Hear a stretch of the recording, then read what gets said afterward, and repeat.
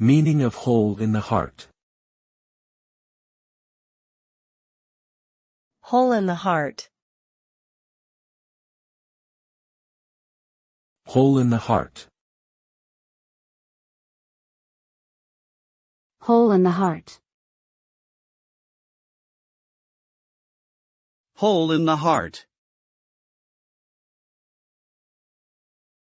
Hole in the heart refers to a congenital heart defect characterized by a hole in the septum dividing the left and right sides of the heart.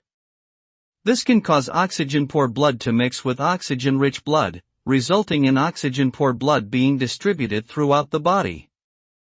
Symptoms may include shortness of breath, fatigue, and poor growth. Treatment for this condition depends on the size and location of the hole and may include medication or surgery. Early detection and treatment are important for preventing complications and improving outcomes.